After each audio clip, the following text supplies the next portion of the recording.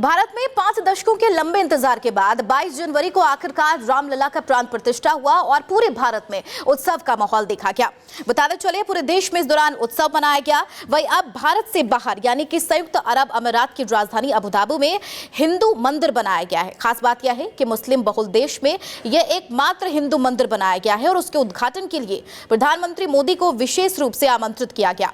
दूसरी तरफ राम के ही देश में सूर्य नमस्कार को राजनीति से जोड़कर यहां के मुस्लिम भाई विरोध कर रहे हैं। दरअसल राजस्थान में 15 फरवरी को सभी स्कूलों में सूर्य सप्तमी पर सामूहिक रूप से सूर्य नमस्कार का आयोजन होगा। इसको लेकर राजस्थान में विरोध शुरू हो गया है।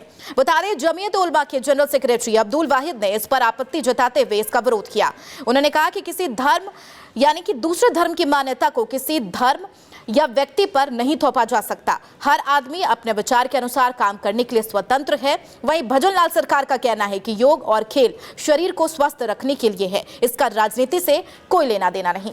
तो इसी खबर पर ज्यादा जानकारी के साथ न्यूज रूम से हमारे वरिष्ठ संवाददाता उमंग माथुर हमारे साथ जुड़ गए। उमंग जी, एक तरफ जहां मुस्लिम बहुल क्षेत्र में पहला हिंदू मंदिर बनाया गया है और उसका खुद उद्घाटन प्रधानमंत्री नरेंद्र मोदी करेंगे।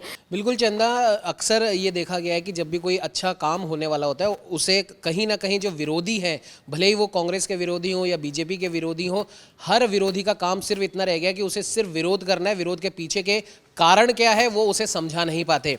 ये वही बात है जब हिजाब का विरोध किया जा रहा था। और सबसे बड़ी बात है कि जो मोहम्मद साहब जिसकी पूजा अर्चना पूरा मुस्लिम समुदाय करता है, उन मोहम्मद साहब के वंशज वो तक अपने घर की स्त्रियों को हिजाब नहीं पहनाते, लेकिन हमारे यहाँ पे हिजाब का विरोध बदस्तूर जारी है।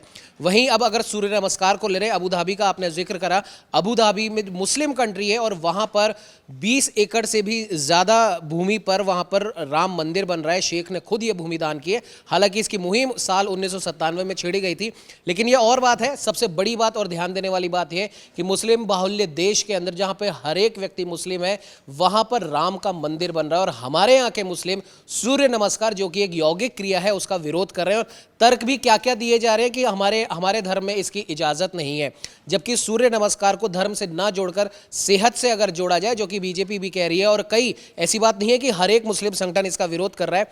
कई मुस्लिम संगठनों ने जिस प्रकार से योग को अपनाया वैसे ही उन्होंने सूर्य नमस्कार को भी अपनाया है। उनका साफ तौर पर कहना है कि ये शरीर को स्वस्थ रखने की एक प्रक्रिया है। अगर इसे हर एक व्यक्ति हर एक बच्चा अपनाता है तो उसका शरीर न सिर्फ हम कह सकते हैं फिजिकल बल्कि मेंटल रूप से भी सेहतमंद होगा।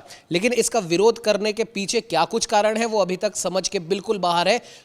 हालांकि बीजेपी सरकार के शिक्षा मंत्री मदन दिलावर ने इसकी घोषणा कर दी है। हाईकोर्ट भी कई मुस्लिम संगठन गए थे, लेकिन उनकी याचिका को हाईकोर्ट ने खारिज कर दिया है। ठीक है, ऐसे में यानी कि अगर देखा जाए तो तमाम संगठनों के अपने अपने तर्क इसमें दिए जा रहे हैं सूर्य नमस्कार को लेकर। उमंग जी, अगर देखा जाए तो हालांकि मदन दिलावर ने स्पष्ट तौर पर कह दिया है कि सूर्य नमस्कार होकर रहेगा। और इसमें अगर पूर्व शिक्षा मंत्री बी डी कल्ला की बात करें तो उन्होंने सीधे तौर पर एक एग्जाम्पल दिया। उन्होंने कहा कि जब कांग्रेस सरकार थी सत्ता में तब योगाभ्यास किया जाता था, लेकिन उसमें ऐसा नहीं था कि सभी बच्चों को शामिल होना है। उसमें चाहे आप शामिल हो सकते हैं या फिर नहीं हो सकते हैं। सीधे तौर पर उन्होंने पूर्व यानी कि सत्ता में रह भी फिलहाल बीजेपी सरकार पर हमला बोला है।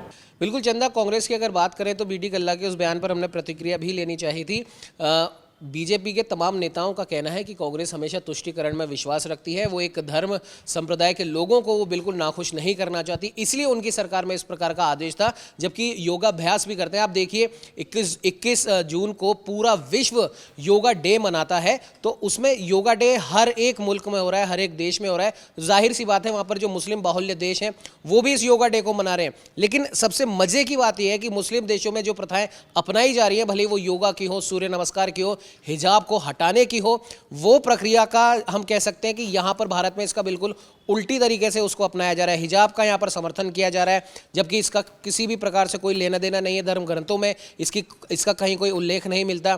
सूर्य नमस्कार और योगा का यहाँ पर विरोध किया जा रहा है, जबकि हम पहले भी बता चुके हैं ये एक प्रकार से शरीर को स्वस्थ रखने की एक क्रिया है। चंदा जी, बहुत बहुत शुक्रिया उमंग जी इस खबर पर लगातार चर्चा के लिए। बहरहाल जिस तरीके से यहाँ पर लगातार मुस्लिम संगठनों की बात करें तो हाईकोर्ट का दरवाजा खटखटाया, लेकिन वहां पर याचिका उनकी खारिज हो गई। मुस्लिम संगठनों का साफ तौर पर कहना था कि सूर्य नमस्कार में कुछ ऐसे बातें बुलवाई जा रही हैं जो धर्म से कहीं ना कहीं जुड़ी है और मुस्लिम में इस तरीके के जो अगर बात कर ले धर्मों की तो इजाजत नहीं देता है। यानी कि सिर्फ और सिर्फ मुस्लिम संगठन इसका विरोध करता हुआ नजर आ रहा है। बहरहाल कल का समय वाकई देखना अहम होगा कि किस तरीके से सूर्य नमस्कार तमाम स्कूलों में किया जाएगा और क्या आगे भी इस पर राजनीति की जाती है या फिर नहीं।